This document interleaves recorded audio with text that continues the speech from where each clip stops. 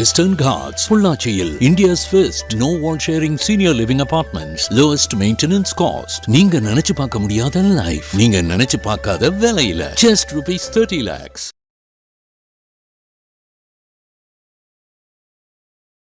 ஒரு பூனை இடையில வருது, இல்லைன்னா எங்க ஏதாச்சும் ஒன்று தடிக்கிறது, எங்க அம்மா இல்லைன்னா எங்க பாட்டி இல்லைன்னா எங்க அப்பா என்ன சொல்லுவாங்க, ஒரு 10 நிமிஷம் உட்காந்துட்டு போவோம், தண்ணி குடிச்சிட்டு போவோம். இது என்ன நினைக்கிறாங்கன்னா, நம்மளை சுத்தி ஏதோ ஒன்று தவறா நடக்குது, நம்மளுக்கு முன்கூட்டி தெரியுது, சரி போயிருந்தா ஏதாச்சும் ஆயிருந்தா அப்படிங்கிறப்ப சரி கொஞ்ச நேரம் வெயிட் பண்ணி போலான்றது இதுவும் தப்பான நம்பிக்கையான எடுத்துக்கலாம். இன்னொரு நபர், அதாவது ஒரு ஒரு ஒரு நபரை குற்றம் சொல்லி அது வழியாக வரக்கூடிய சகுனங்களை கையாள்வதுங்கிறத நம்ம இந்த இடத்துல வெறுக்கலாம், எதிர்க்கலாம். ஒன்று. அதுக்கப்புறமா உங்களுடைய செயல்பாடுகளை, இப்போ நான் இன்னைக்கு ஒரு முக்கியமான வேலைக்கு போனோம், காலண்டரை பார்க்குறேன், இந்த நட்சத்திரத்துக்கு சந்திராஷ்டமம் போட்டிருக்கு. இப்போ நான் என்ன செய்வேன்? நிறைய பேர் போறது இல்லைங்க, நிறைய பேர் போறது இல்லை. அது மூட நம்பிக்கை. அப்போ உங்கள்கிட்ட ஜாதகம் இருக்குன்றதுக்காகவோ, உங்கள்கிட்ட பஞ்சாங்கம் இருக்குன்றதுக்காகவோ, உங்களுக்கு ஜோசியம் கத்துக்கிறீங்கன்றதுக்காகவோ, உங்க பிள்ளை ஜாதகத்தை, உங்க ஜாதகத்தை, உங்க பொண்டாடி ஜாதகத்தை எடுத்து வச்சுக்கிட்டு பார்த்துக்கிட்டே இருக்கிறது பெரிய மூட நம்பிக்கை. அப்போ வாழ்க்கை என்பது தன்னம்பிக்கையோட போகணும். தன்னம்பிக்கை எப்பெல்லாம் இறங்குறது, ஒரு பேட்டரி சார்ஜ் எப்போ இறங்குறப்போ ஒரு ஜாதகத்தை பார்க்குறோமோ அப்போ பார்க்குறது நல்லது. அவங்க தண்டனையாக செய்யலைங்க, அங்கே ஜாலியாக போய் ஜாலியாக விளையாடுவாங்க, எல்லாரும் போயிடுவாங்க. போயிட்டு எல்லாரும் அந்த பீரியட் இருக்கவங்க தான் அங்கே இருப்பாங்க, எல்லாருமே அவங்க உட்காந்துக்குவாங்க, அந்த இடத்துல ஹைஜீனிக்காக மெயின்டைன் பண்ணிக்குவாங்க. சாப்பாடு அவங்க மாமியார் நல்ல சத்தான உணவு, அன்னைக்கு அவங்களுக்கு எது சத்தா தோணுதோ அந்த சத்தான உணவு சமைச்சு கொண்டு வந்து போடுவாங்க, போட்டுட்டு சாப்பிட்டு அவங்க எடுத்துகிட்டு போயிடுவாங்க. அப்போ 3 நாள் கழிச்சு இவங்க ரிலாக்ஸ் ஆனதுக்கப்புறம் வீட்டுக்கு போவாங்கன்ற மாதிரி ஒரு நடைமுறை இப்போயும் நம்ம ஊரில் இன்னைக்கு இருக்கு. பிசிஓடியோ ஃபைப்ராய்டோ இருக்கவங்களுக்கு அந்த பீரியட் டயத்திலே பெயின் ஆரம்பிச்சுருங்கிறாங்க. அவங்களுக்கு அங்கே மட்டும் இல்லை, மேலே மார்பகத்துல எல்லா இடத்துலையும் பெயின் இருக்குன்னு சொல்றாங்க. எனக்கு தெரியல, அது பெண்களுக்கு தான் தெரியும். அப்போ அந்த பெயின் இருக்கவங்கள என்ன செய்யறது? வேலை வாங்கிட்டே இருக்கிறதா? நம்ம ஒரு ராடி மாதிரி இருக்கிறோம், வீட்டில் 10 பேர் வேலைக்கு போட்டிருக்கோம், கிச்சனில் ஒருத்தவங்க, தோட்டத்தில் ஒருத்தவங்க இருக்காங்கன்னா நம்ம எப்பயும் போல இருக்கலாம். நம்ம தான் எல்லா வேலையும் பார்க்குறோமே, அதை தீட்டுன்னு ஒதுக்க தேவை. சரிங்களா? என்ன சொல்றாங்கன்னா, அந்த அந்த 3 நாள்கள் விளக்கேற்றுறதை பற்றி யாருமே ஒதுக்கல. நிறைய குடும்பங்கள்ல 3 நாள் விளக்கேற்றுவாங்க. அது சிலர் அந்த பெண்களா போகாம என்ன இருப்பாங்க, நிறைய வீடுகளில் 3 நாள் விளக்கேற்றலாம். கோயிலுக்கு போகக்கூடாதுன்றது காரணம் ஹைஜீனிக் இல்லாமல் இருக்கலாம். ஒருவேளை நீங்க லைன்ல நிக்கிறப்போ, உள்ள நிக்கிறப்போ ஏதாச்சும் டிஃபரெண்டா உங்களுக்கு ஃபீல் ஆச்சுன்னா திருப்பி வர முடியாம போகலாம். அந்த டயத்துல ஏன் போறீங்க? போராடணும் சார், அதுக்காக தான் போராட வேண்டியது. அப்ப தீட்டு, ஆமா எங்க முன்னோர்கள் சொல்லிக்கிறாங்க, அது 3 நாள் தீட்டு தான். எனக்கு லீவ் விடுன்னு போறான்னா பாசிட்டிவ் தானே. எனக்கு சேலரியோட 3 நாள் மாசத்துக்கு லீவ் கொடுத்தாங்க. நிறைய பேருக்கு 5 நாளுங்கிறாங்க ஒரு குறிப்பிட்ட வயசுல. அது ஃபுல்லா லீவ் கொடுங்கன்னு சொல்லி போராடலாம். பாசிட்டிவா எடுத்துட்டு போக வேண்டியதான். ஒருவேளை முன்னோர்கள் இதை நெகட்டிவா ஒரு அடிமைத்தனத்தோட செஞ்சிருந்தா கண்டிப்பா தப்பு தான். ஆனா அவங்க இது என்ன செஞ்சாங்கன்னு தெரியல. ஏன்னா இது அடுத்த வீட்டு, இப்ப என்னன்னாங்க, நான் அடுத்த ஜாதியவோ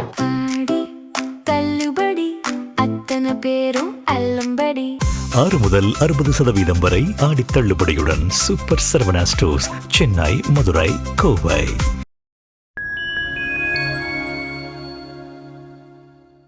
ஃபைன் டைம் சக்ரா நேயர்களுக்கு வணக்கம். இன்னைக்கு நம்ம கூட ராஜநாடி கா பார்த்திபன் சார் தான் இருக்காரு. வணக்கம் சார். வணக்கம் நேரில். வணக்கம். ஓகே சார், இப்போ மக்கள் கிட்ட நிறைய மூட நம்பிக்கை அப்படின்ற ஒரு விஷயம் அதிகமாயிட்டே போயிட்டு இருக்கு. அதெல்லாம் ஆரம்பிக்கிற இடம் என்னன்னு பாத்தீங்கன்னா வீடு தான் முதல்ல. இப்போ நார்மலாவே 6 மணிக்கு மேல கூட்டி விடக்கூடாது, தலை வரக்கூடாது, இந்த மாதிரிலாம் ஒரு மூட நம்பிக்கை இருக்கு இல்லையா? ஸோ இதை பத்தி நீங்க என்ன நினைக்கிறீங்க? ஓகேப்பா, அதுக்கு தலைப்பு மூட நம்பிக்கைன்னு வச்சிருக்கீங்க இல்லைங்களா? மூட நம்பிக்கைன்னு ஒண்ணும் இல்லை உலகத்துல. மூட நம்பிக்கைன்றது எதுவுமே கிடையாதா? உங்களுடைய நம்பிக்கை எனக்கு மூடத்தனமா தெரியலாம். அதுக்குன்றதுக்காக நான் ஒரு நம்பிக்கை மூட நம்பிக்கைன்னு சொல்லணும்னு அவசியம் இல்லை. அது லாஜிக் இல்லாத நம்பிக்கை. இன்னும் கொஞ்சம் நீங்க தெளிவாகலான்னு சொல்லலாம். அப்ப நான் சொல்றேன்னா என்னுடைய நம்பிக்கை இன்னொருத்தனுக்கு மூடத்தனமாக தெரியலாம். உதாரணத்துக்கு நான் கடவுளை நம்பலன்னு வச்சுக்கோங்களேன். நீங்க கடவுள் நம்புறீங்கன்னா அந்த கடவுள் நம்பிக்கை என்ன நம்பிக்கை? அது கடவுள் நம்பிக்கை தானே. நான் தான் நம்பலையே. ஆப்போசிட்ல இருந்து பாக்குறவங்களுக்கு அது மூட நம்பிக்கை. நீங்க இதை எப்படி புரிஞ்சுக்கணும் அப்படின்னா, உயர்வான நம்பிக்கை, தாழ்ச்சியான நம்பிக்கை, லாஜிக் இல்லாத நம்பிக்கை, காட்டு முராண்டி நம்பிக்கை, இது மாதிரி நிறைய நம்பிக்கைகள் எல்லாம் சேர்த்து ஒரு நம்பிக்கையா போட்டு அது மூட நம்பிக்கைன்னு பேர் வைக்கிறதா இருந்தா, நான் எதையுமே நம்பாதவனுக்கு எல்லா நம்பிக்கையும் மூட நம்பிக்கையா இருக்கும். எனவே மூட நம்பிக்கைன்னு இல்லை, ஒரு லாஜிக் இல்லாத நம்பிக்கைகள் அல்லது தவிர்க்க வேண்டிய நம்பிக்கைகள் அல்லது இது எதுவுமே இல்லாத ஒரு நம்பிக்கை நம்ம தேவையில்லாம சுமந்துக்கிட்டு இருக்கோம். இப்படின்ற நம்பிக்கைகளை நம்ம இந்த மூட நம்பிக்கைன்ற தரவுல பிரிக்கிற அது மூட நம்பிக்கைன்னு பேர் வைக்க தேவையில்லை. ஏன்னா அது சொன்னா ஒன்றுக்கு கோபம் வரும். சரிங்களா? அதனால நம்பிக்கை. அப்ப எந்தெந்த நம்பிக்கைகள்? அப்ப என்னன்னா, நம்ம பொதுவாக காட்டு முராண்டியிலேருந்து வரோம் இல்லைங்களா? நம்மளுக்கு சின்ன வயசுல இருந்து, இப்ப எங்க பாட்டி எனக்கு, இப்போ உதாரணத்துக்கு இந்த இடத்துல ஒரு சின்னதா ஒரு புள்ளி வந்துச்சு எனக்கு. எங்க பாட்டிகிட்ட போய் சின்ன வயசுல சொன்னேன், பருவுன்னு வச்சுக்கலாம், இது பால் பருவுன்னு சொல்லுச்சு. அப்புறமா இன்னொன்று பக்கத்துல வந்துச்சு, இது பணப்பருவுன்னு சொல்லுச்சு. ஓகேங்களா? அப்ப என்னன்னா, பிள்ளைக்கு எது நடந்தாலும் அதை ஒரு உயர்வா பேசுறது ஒரு நம்பிக்கை இருக்கு. ஒண்ணு அது பாசிட்டிவா இருக்கலாம். அப்படி சொல்லிடலாம். இதை வந்து நான் என்ன புரிஞ்சுக்கிறது, அப்போ என் பையனுக்கு இதே மாதிரி வரப்ப நான் என்ன சொல்லுவேன், அதே மாதிரி தான் நீங்க ரிப்பீட் பண்ணுவீங்க. ஏன்னா நான் கத்துக்கிட்டது. ஆமா. அப்போ வந்து நான் அறிவார்ந்த சமூகத்துல இருந்து கத்துக்கிட்டேன்னா என்னோட அறிவின் அடிப்படையில் கத்துக்கிட்டான்றது வேற. எங்க பாட்டி என்னை சமரசப்படுத்துறதுக்காக அந்த டயத்துல ஒண்ணு சொல்லியிருக்கு. சின்ன பிள்ளைகளுக்கு எல்லாத்துக்கும் ஒரு குறிப்பிட்ட வயசுல ஒரு தேமல் வரும். போய் கேட்டோம்னா இது பணத்தேமல், இது வந்தா பணம் வரும்னு சொல்லுவாங்க. அப்போ இதை எப்படி எடுத்துக்கிறது, தேமலுக்கும் பணத்துக்கு என்ன சம்பந்தம்? இருந்தாலும் சமூகம் வந்து ஒரு விஷயத்தை பாசிட்டிவ் பண்றதுக்காக இது நோய் இல்ல, இது ஒரு பெரிய பிரச்சனை இல்லை, இது கடந்து போயிருன்னு சொன்னா கூட ஏத்துக்க மாட்டாங்க. இது வந்து பணம் வரும்னு சொன்னா அவன் சந்தோஷப்பட்டுக்குவான். அப்ப இது மாதிரி நிறைய நம்பிக்கைகளை நம்மளுடைய முன்னோர்கள் நம்மள்ட்ட விதைக்கிறப்ப இந்த நம்பிக்கையை நம்ம மூட நம்பிக்கையை எடுத்துக்க தேவையில்லை. ஏன்னா இப்போ எனக்கு ஒரு வேளை அது தேமல் வந்து, இல்லைன்னா உங்களுக்கு ஒரு வேளை தேமல் வந்து, அது உங்க பாட்டியோ உங்க அம்மாவோ அது பணத்தேமல்னு சொல்லி அதை நம்பி உங்களுக்கு அடுத்து வரக்கூடிய வாரிசுகள்ல சொல்றதுனால இதனால ஏதாச்சும் இழப்பு இருக்கா? இல்ல, எந்த இழப்பும் இல்லை. ஒரு நம்பிக்கை வேணா இருக்கு. அப்போ தப்பு இல்லைன்ற நம்பிக்கை, அந்த நோய் சரியாகிற வரைக்கும் எனக்கு ஒரு குற்றணர்வு இல்லாம இருக்கிறது, இதெல்லாம் இருக்குன்றப்ப இந்த மாதிரி நம்பிக்கைகளை நமக்கு மூட நம்பிக்கையாகவும் சொல்ல தேவையில்லை, இது தவறான நம்பிக்கையாகவும் சொல்ல வேண்டிய அவசியம் இல்லை. இப்போ உதாரணத்துக்கு நான் வெளியே போறேன், ஒரு பூனை இடையில வருது, இல்லைன்னா எங்க ஏதாச்சும் ஒன்று தடிக்கிறது, எங்க அம்மா இல்லைன்னா எங்க பாட்டி இல்லைன்னா எங்க அப்பா என்ன சொல்லுவாங்க, ஒரு 10 நிமிஷம் உட்காந்துட்டு போ, தண்ணி குடிச்சிட்டு போ. இது என்ன நினைக்கிறாங்கன்னா, நம்மளை சுத்தி ஏதோ ஒன்று தவறா நடக்குது, நம்மளுக்கு முன்கூட்டி தெரியுது, சரி போயிருந்தா ஏதாச்சும் ஆயிருந்தா அப்படிங்கிறப்ப சரி கொஞ்ச நேரம் வெயிட் பண்ணி போலான்றது இதுவும் தப்பான நம்பிக்கையா நான் எடுத்துக்கல. சரிங்களா, நான் சொல்றது புரிஞ்சுக்குங்க. இது எல்லாமே யாருடைய வாழ்க்கையும் கெடுக்காத விஷயம் இல்லைங்களா, யாருடைய வாழ்க்கையும் கெடுக்கல. ஆனா எதிர்த்து ஒரு கைம்பெண் போறாங்க, குழந்தை இல்லாதவங்க போறாங்க, கல்யாணம் ஆகாதவங்க போறாங்கன்றது இவனுக்கு கொழுப்புன்னு அர்த்தம். சரிங்களா, அப்ப இவன் வீட்டுல அப்படி ஆள் இல்லைன்னு அர்த்தமா, அவன் வீட்லயும் இருப்பான். அப்ப இந்த மாதிரி நம்பிக்கையில நம்ம என்ன செய்யலாம், நம்ம குறை சொல்லலாம். அப்ப நான் என்னுடைய வாழ்க்கையில நான் போறேன், நானா தட்டிக்கிறேன், ஒரு 5 நிமிஷம் உட்காந்து போறதுல யாருக்கும் எந்த ஒரு குறையும் இல்லை. ஆனால் நான் போகும்பொழுது யாரோ ஒருத்தவங்க வேலைக்கு போறவங்கள பிடிச்சுக்கிட்டு அதை ஒரு குறையா தீட்டா வச்சுக்கிறது, அப்புறம் அவங்க அந்த பெண் அப்படி இருக்கிறதுனால அதை பார்த்ததுனால இப்படி ஆயிடுச்சு அப்படின்னு சொல்றது. இன்னொரு நபர், அதாவது ஒரு நபரை குற்றம் சொல்லி அது வழியாக வரக்கூடிய சகுனங்களை வந்து கையாள்வதுங்கிறத வந்து நம்ம இந்த இடத்துல இருக்கலாம், எதிர்க்கலாம். ஒண்ணு. அதுக்கப்புறமா உங்களுடைய செயல்பாடுகளை, இப்ப நான் வந்து இன்னைக்கு ஒரு முக்கியமான வேலைக்கு போனோம், காலண்டரை பார்க்குறேன், இந்த நட்சத்திரத்துக்கு சந்திராஷ்டமம் போட்டிருக்கு, இப்போ நான் என்ன செய்வேன், நிறைய பேர் போறது இல்லைங்க, நிறைய பேர் போறது இல்லை, அது மூட நம்பிக்கை. அப்போ வாழ்க்கையில நான் திருப்பின்னு சொல்றது, நேத்து கூட ஒரு பதிவு போட்டிருந்தேன், ஒரு நபர் என்னிடம் பிரசவத்திற்காக நேரம் கேட்டு வந்திருக்காரு, டெலிவரி ஆயிடுச்சு, இன்னைக்கு காலையோட ஒரு 5 பேருக்கு நான் அதே ஒரே பதில் தான் சொல்லிக்கிறேன். ஒருத்தர் நான் சொல்றேன், நான் வந்து குழந்தை பிறப்பதற்கு நேரம் குறிச்சு தரது கிடையாது. அப்ப அவர் திருப்பி என்ன கேட்கிறாரு, அப்ப ஜோசியன்னா உங்களுக்கு தெரியாதான்னு கேட்கிற கிண்டலா. சார் எனக்கு ஜோசியம் தெரியாதுன்னு சொல்லிட்டேன். அப்போ அவர் திருப்பி கேட்குறாரு, சார் சும்மா தான் கேட்குறேன், இப்போ ஜோசியக்காரங்க எல்லாரும் குறிக்கிறாங்களே, நீங்கள் குறிச்சு கொடுத்தா என்ன சார் அப்படிங்கிறாரு. சார் நான் குறிச்சு கொடுத்துட்றேன். அப்போ எதுக்காக குறிக்கிறோம் அப்படின்னு கேட்குறேன். எதுக்கு குறிக்கிறோம் நீங்கள் சொல்லுங்கள். இப்போ குழந்தை டெலிவரி ஆகிறப்ப வந்து குறிக்கிறாங்க, எது குறிக்கிறாங்க, அவங்களோட இதுல கிரக நிலைகளை எப்படி எல்லாத்தையும் நான் பெர்ஃபெக்டா அமைச்சிட்டேன்னா, அப்ப நான் ஒரே ஒரு தடவை பெர்ஃபெக்டா குறிச்சு கொடுத்தோம், அதுக்கப்புறம் நீ ஜாதகமே பார்க்க மாட்டேன்னு கேட்டேன். அவனுக்கு பிரச்சனையே வராது, அவனுக்கு ஜாதகமே பார்க்க தேவையில்ல, அவனுக்கு எதுவுமே செய்ய மாட்டேன், பெத்து மட்டும் விட்டுருவேன், அவன் வளர்ந்துக்குவான்ற மாதிரி நீ புரிஞ்சுட்டு இருக்கியான்னு கேட்டேன். இல்லைங்க சார், அது அப்பப்போ தேவைப்படுற பார்க்கணும், அப்புறம் இதை பார்க்குறேன்னு கேட்டேன். அப்போ இது ஒரு மூட நம்பிக்கை. பெருசாக நம்ம விஞ்ஞானி மாதிரி நம்ம சிசேரியன் தான் பண்ண போகிறோம்னு சொன்னால் கூட ஒரு விஷயம் நம்ம பிறந்ததை வைத்துக்கொண்டு வாழ்க்கை முடிவாகுது இல்லைங்களா. இப்போ நான் பிறந்ததை தான் வாழ்க்கை முடிவாகுது, என்னுடைய விதிப்படி தான் வாழ்க்கை முடிவாகுதுன்றது. ஒருவேளை இந்த நம்பிக்கை இல்லாமல் நீங்கள் இருந்துடலாம். நான் பிறந்ததுக்கும் என்னுடைய பிறந்த நேரத்திற்கும் என்னுடைய வாழ்க்கைக்கும் தொடர்பு இல்லை.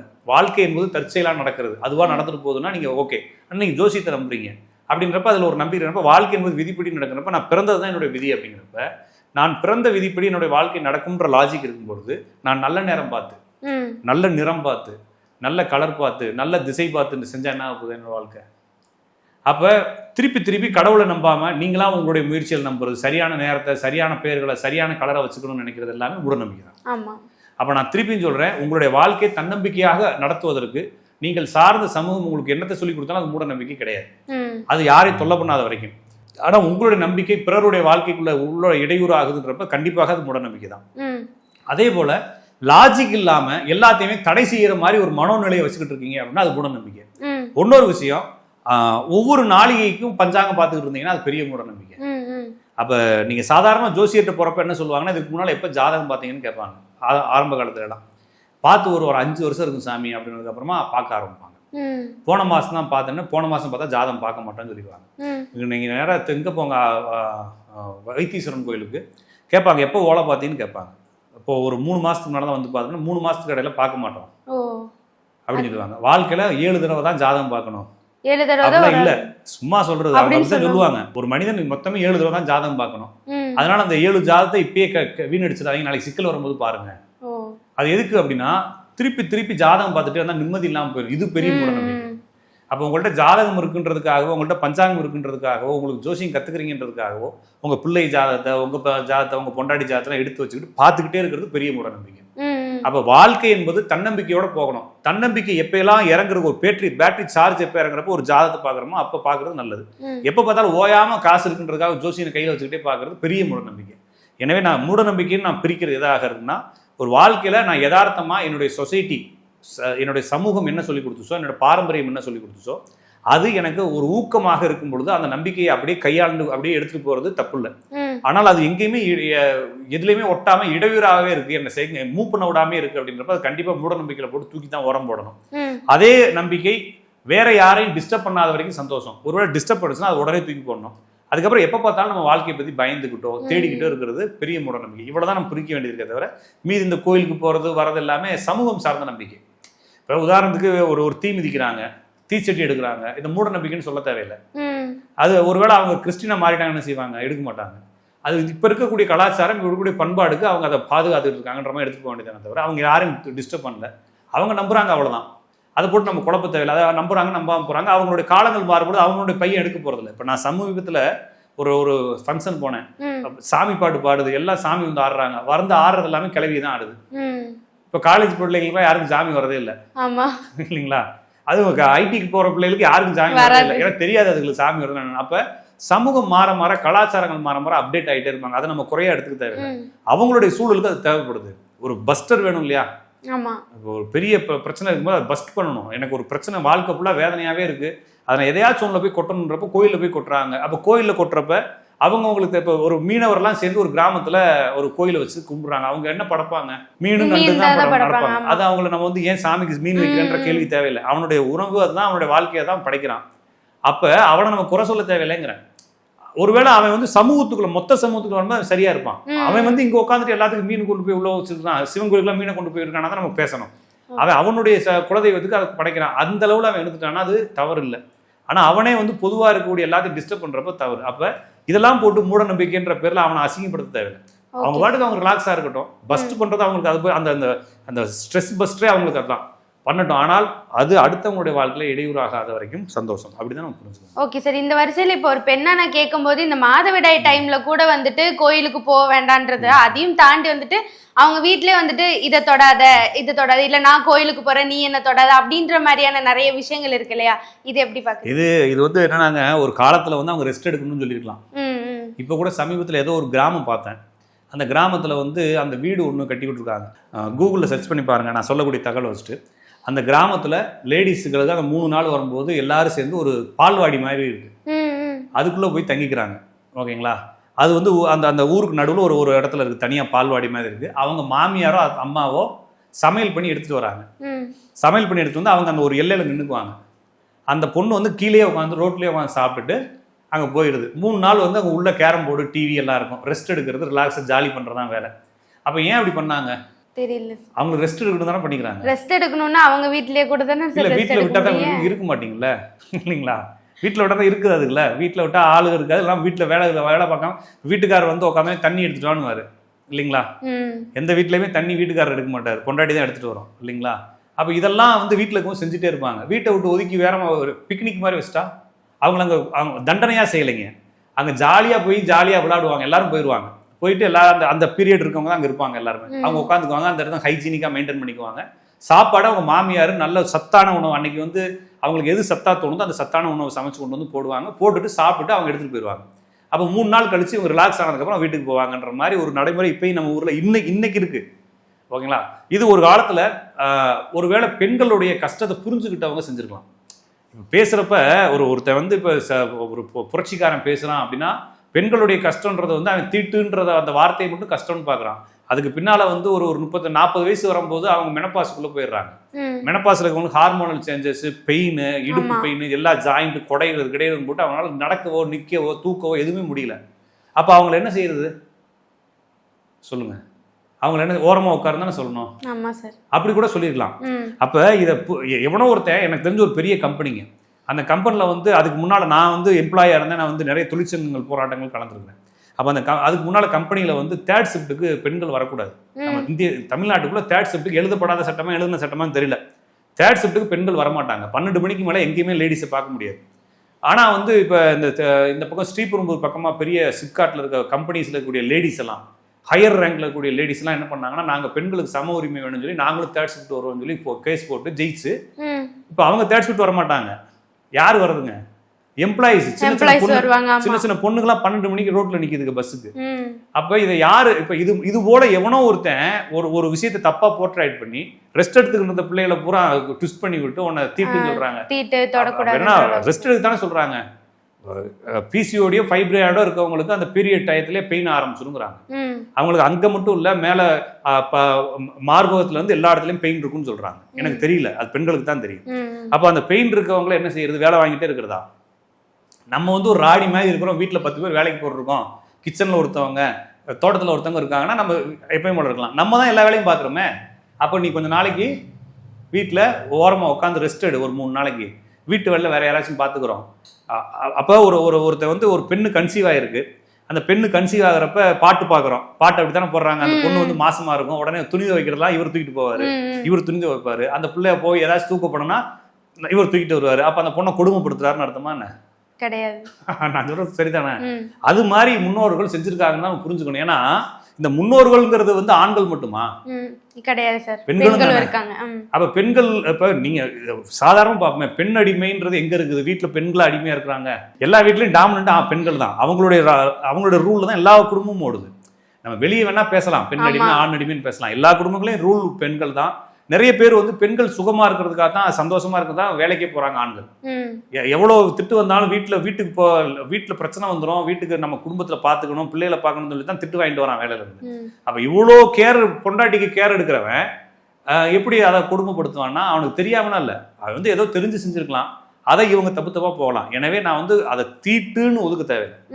சரிங்களா? என்ன சொல்றாங்கன்னா, அந்த 3 நாள்கள் விளக்கேற்றுறதை பத்தி யாருமே ஒதுக்கல. நிறைய குடும்பங்கள்ல 3 நாள் விளக்கேற்றுவாங்க. அது சிலர் வந்து அந்த பெண்களா போகாம இருப்பாங்க. நிறைய வீடுகள்ல 3 நாள் விளக்கேற்றலாம். கோயிலுக்கு போகக்கூடாதுன்றது காரணம் ஹைஜீனிக் இல்லாமல் இருக்கலாம். ஒருவேளை நீங்க லைன்ல நிக்கிறப்ப உள்ள நிக்கிறப்போ ஏதாச்சும் டிஃபரெண்டா உங்களுக்கு ஃபீல் ஆச்சுன்னா திருப்பி வர முடியாம போகலாம். அந்த டயத்துல ஏன் போறீங்க? நான் சொல்றது, உடம்பு ஃபீவரா இருக்கு, எதுக்கு போகணும்? வீட்டுல படுத்துங்களான்ற மாதிரி. அது ஏதோ ஒரு உடம்பு பிரச்சனை, ரெஸ்ட் எடுக்கலாம் தான். இன்னொரு விஷயம், ஒரு காலத்துல நம்ம எல்லாருமே வீட்டை சுத்தியே இருந்தோம். சரிதான் இல்லைங்களா? காட்டுல இருப்பாங்க. காடு ஏன் காடா இருக்கும்? அங்கேயே இருப்போம். ஏதாச்சும் பிரச்சனைனா அங்கேயே மேனேஜ் பண்ணிக்கலாம். இப்போ எப்படி மேனேஜ் பண்ணுறது? சாதாரணமாக இங்கேருந்து மதுரைக்கோ திண்டுக்கலுக்கோ திருச்சிக்கோ விழுப்புரத்துக்கோ நான் இங்கேருந்து காரில் ஒரு லாங் ட்ரிப் போகிறப்ப லேடிஸுக்கு பாத்ரூம் கூட்டு போகிறதுக்கே கஷ்டமாக இருக்குது. அப்புறம் இந்த டயத்தில் அவங்களை கூட்டு போய் வேலைக்கு அவங்களை டெய்லி வேலைக்கு போகிறவங்களுக்கு, எனக்கு தெரிஞ்சு ஒருத்தவங்க நான் நிறைய இடங்களில் பார்த்துருக்கேன், அவங்க வந்து அந்த டயத்தில் அவங்களுக்கு பெயினா என்னன்னு தெரியல, அவங்க ஒரு மாதிரி டிஸ்டர்ப் ஆகுறாங்க, ஹாஃப் டே லீவ் போட்டு போகலான்னு யோசிக்கிறாங்க. இப்போ இருக்கக்கூடிய சுச்சுவேஷன் எவன் லீவ் கொடுப்பான்? அப்போ இதெல்லாம் யோசிச்சு அந்த காலத்தில் என்ன பண்ணிக்கிறான்? நல்லது பண்ணிக்கிறான். நம்ம ஏன் நெகட்டிவாக யோசிக்கணும்? நல்லது பண்ணிக்கிறான்.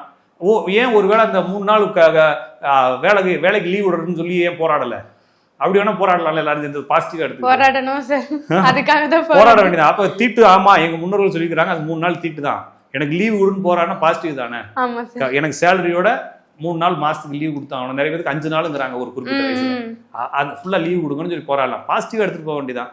ஒருவேளை முன்னோர்கள் இதை நெகட்டிவா ஒரு அடிமைத்தனத்தோட செஞ்சிருந்தா கண்டிப்பா தப்பு தான்.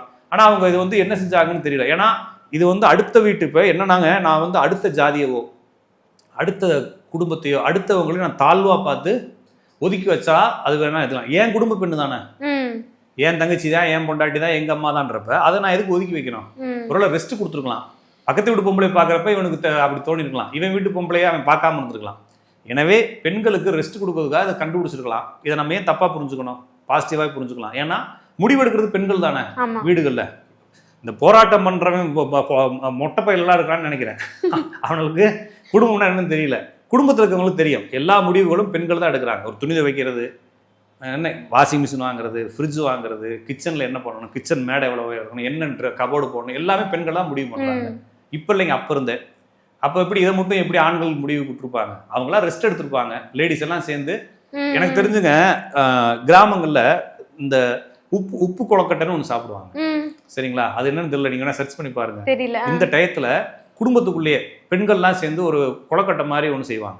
உப்பு உப்பு உப்பு மட்டும் போட்டு அது வந்து எனர்ஜிக்காக செய்வாங்க. அந்த அந்த டயத்துல அவங்களாவே செஞ்சு அவங்களாவே என்னன்னு அவங்களுக்குள்ள பேசிக்குவாங்க.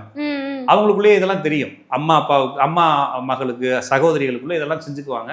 அவங்களுக்குள்ள அதை அழகா ஹேண்டில் பண்ணிக்கிட்டாங்க. இதை வெளியே இருந்து பாக்குறவனுக்கு பொறாமையிலையோ இல்லைன்னா இது சம்பந்தமான தெளிவில்லாத ஒரு குடும்பத்துல பிறந்தவன் இதை தப்பா கூட புரிஞ்சுக்கலாம். ஏன்னா எல்லா சமூகத்துல இதை வந்து சரியாக தான் ஹேண்டில் பண்றாங்க. ஏன்னா இவ்வளவு நீளமா ஒரு சமூகம் வளர்ந்து வந்திருக்கு இல்லையா, அவ்வளவு கேவலமா இதை ஹேண்டில் பண்ணியிருந்தா வளர்ந்துருக்க முடியாது. அப்ப அழகா இருக்கு. இது ஒருவேளை பாசிட்டிவா தான் செஞ்சிருப்பாங்க. அதை ஒருவேளை தவறாக இருந்தா அதை ஏன் நீங்க ஒதுக்குறீங்க, ஆமா உண்மைதான் அப்படின்னு சொல்லிட்டு எல்லா பெண்களுக்கும் அந்த போராடுறவங்களாம் சேர்ந்து மாசத்துக்கு ஒரு 3 நாள் 5 நாள் லீவ் வாங்கி கொடுங்க, நல்லதுதானே? ஓகே சார், இந்த மூட நம்பிக்கை அப்படின்ற விஷயத்தை பத்தி நிறைய தெளிவான விஷயங்கள், யார் யார் எதை எப்படி அணுகணும் அப்படின்னு நிறைய சொன்னீங்க. உங்க நேரத்திற்கு வணக்கம்.